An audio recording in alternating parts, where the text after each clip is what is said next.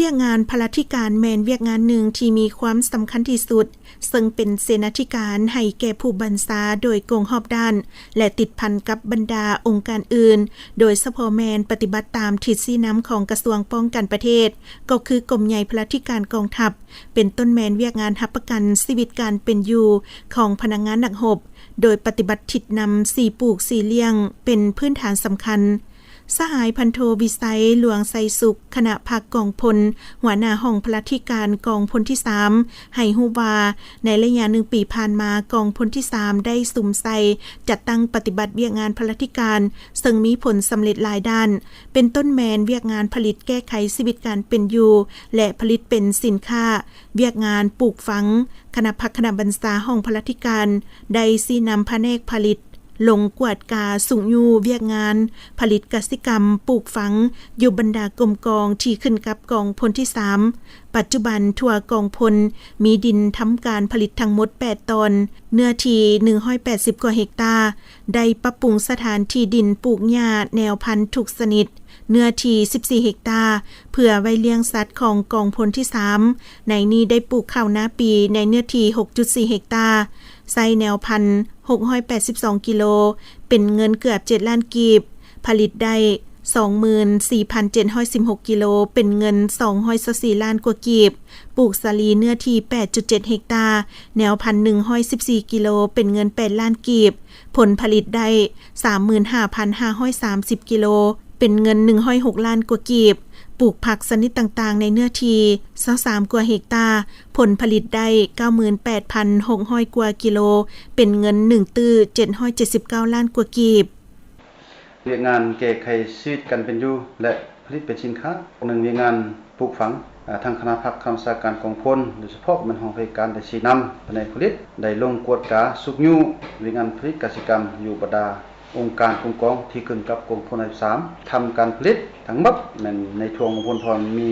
เนื้อที่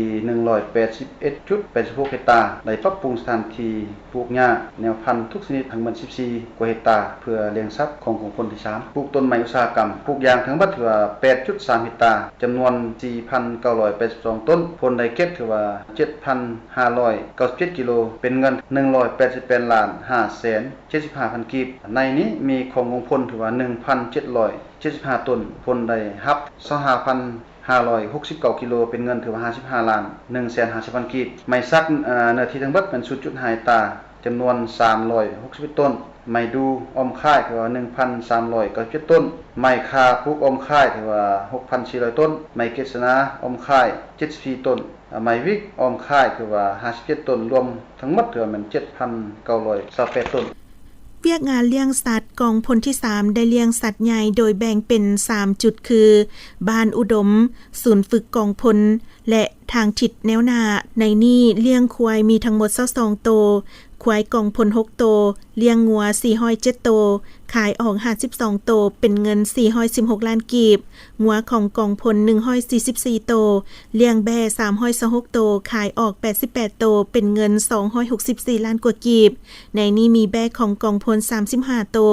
เลี้ยงแกะ46ตัวหมู312ตัวขายออก150ตัวเฉลี่ยเป็นเงิน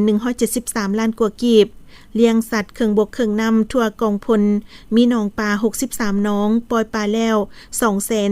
242,300 โตวกบ 19,200 โตวขายได้2,320 กิโลเป็นเงิน170ล้านกว่ากีบสัตว์ปีกจำนวน 25,758 โตวขายออก 16,335 กิโลเป็นเงิน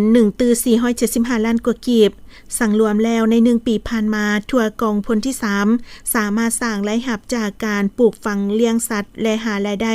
จากแหล่งต่างๆได้ทั้งหมด 7,865 ล้านกว่ากีบเวียกงานปลูกฝังและเลี้ยงสัตว์กลุ่มกองที่ดีเด่นมีนี้เนาะทิศ1มันจอ3ส่วน1กองพันน้อย418เลี้ยงสัตว์ใหญ่เช่นมีงัว มีควาย2กองพันน้อย415เลี้ยงสัตว์ใหญ่เป็นต้นแม่นงัวก็เฮ็ดนาส่วนที่ดอ302กองพันน้อย43ปลูกพืชผักเรือนโฮมเลี้ยงกบและสัตว์ปีก3แม่นกลุ่มกองแนวหลังกองพันน้อย47แม่นปลูกพืชผักรวมแล้วก็เลี้ยงงัว2แม่นกองพันน้อย424เลี้ยงสัตว์ปีกและปลูกพืชผักในเรือนโฮมเลี้ยงงัว3แม่นงอ62ปลูกข้าวนาและปลูกพืชผักตามฤดูกาล4แม่นกองพันน้อย563ปลูกยางพาราปาดยางพาราและปลูกพืชผักตามฤดูกาล6แม่นห้องการเมืองแม่นเลี้ยงปลา7แม่นห้องพระราชการแม่นปลูกข้าวนาและเลี้ยงงัว8แม่นห้องการที่ว่าเลี้ยงงัวอันนั้นมันเกี่ยวกับบทสรุปใน1ปีผ่านมาสหายพันโทวิสัยหลวงไสสุขคณะพักกองพลหัวหน้าห้องพลธิการกองพลที่3ให้ฮู้ตื่มว่าทิศทางต่อหน้าจะสืบต่อสุมไสศึกษาอมหมการเมืองนำพาแนวคิดให้พนักงานดังหบเหล่าหบพลธิการให้เข้าใจสิทธิและหน้าที่ความรับผิดชอบของตนให้หลายขึ้นปรับปรุงแก้ไขชีวิตการเป็นอยู่ของพนักงานดังหบในทั่วกองพลที่3ให้นับมือดีขึ้นเทอละก้าวโดยเล็งใส่พนักงานการปลูกการเลี้ยงสืบต่อปลูกพืชเป็นสินค้า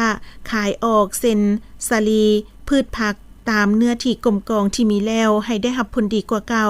ผัวพันคันเทิงขอทุนหอในการปลูกฝังเลี้ยงสัตว์และผัวพันสมทบกับเมืองและแขวงดึงดูดนักลงทุนมาลงทุนในเวียกงานปลูกฝังเลี้ยงสัตว์เพื่อรับประกันชีวิตการเป็นอยู่ของพนักงานนักหบโดยเฉพาะแมนการปลูกฝังเลี้ยงสัตว์สร้างให้กลมกองเป็นค่ายเขียวกลมกองวัฒนธรรมและกลายเป็นกลมกองตัวแบบในการปลูกฝังเลี้ยงสัตว์